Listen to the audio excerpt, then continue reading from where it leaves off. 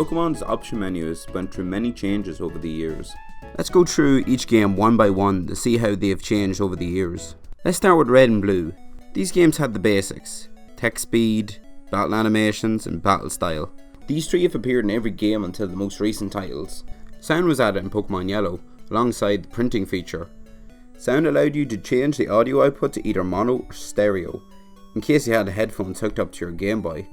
Mono being mono, and earphone 1 representing stereo, and earphone 2 and 3 putting mono out of either the left ear or the right ear. This type of sound option has appeared in every game, the whole way up to Black and White 2.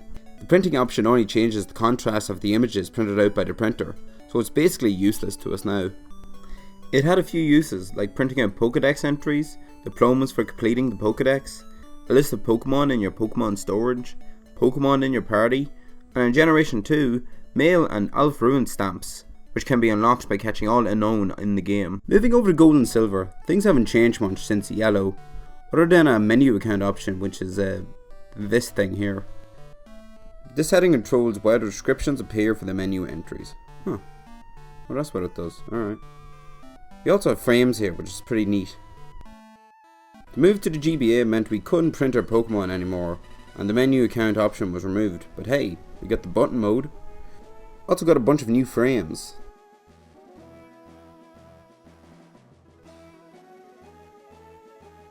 On to Generation 4, which really doesn't shake things up much, keeping everything Gen 3 had, and there's more frames too.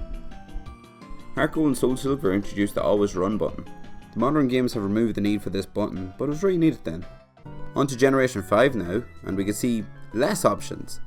They took away the button mode and frames, but hey, it was replaced by Save Before IOR.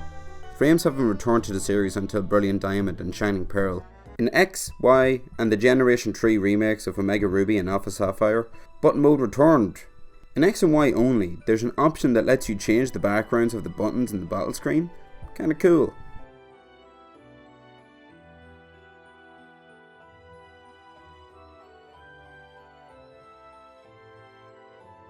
For some reason they removed the mono and stereo option, and volume sliders didn't return until Sword and Shield. Generation 7 is basically just the same as Generation 6.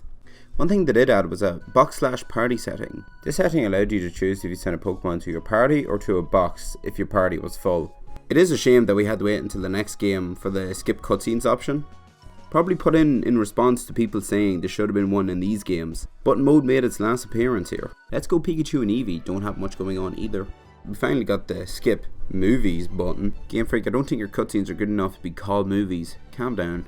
Some Pokemon Go functionality and a controller option where Pro Controllers aren't an option. Generation 8 is where the options really start to increase in number.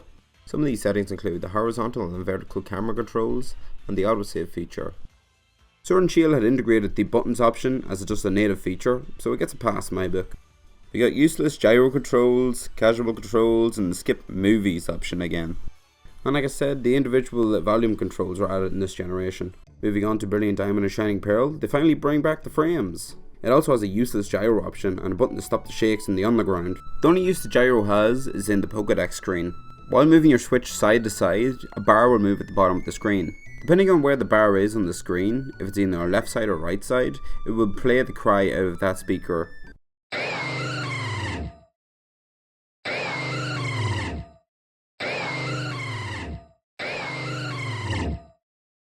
Moving on to Pokemon Legends Arceus, we can see some good use of gyro controls, which is something I was very happy to see.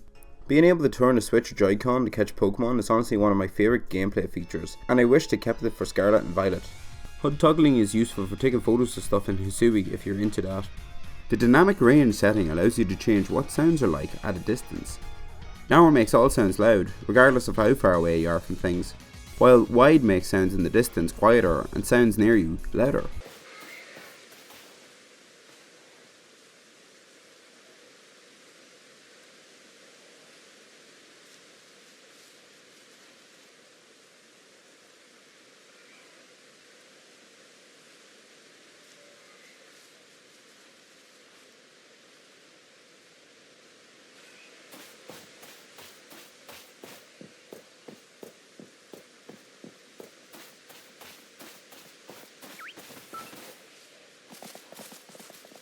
there's something missing. Battle effects and battle styles aren't in the options. This game wasn't as heavy on battling as the other games, so I'll give it a pass here. However, Scarlet and Violet removed the battle effects options and battle style options, locking you into effects on and battle style shift. These options were in the game since Red and Blue. I presume it's because of the online play? It's not all bad though. I will say, skipping move learning is great, because sometimes when I'm grinding, I accidentally replace the wrong move. So it's nice to be able to choose later what my moves should be without having to grind for heart scales, like in older generations.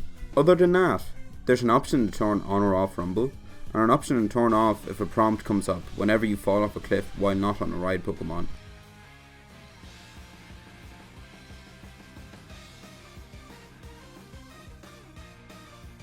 That's every mainline game, but do you think Game Freak will add more settings in the future? What settings do you think they should add? Anyways, that's it for this video. Leave a like if you liked it, and I might make more videos like this. See ya!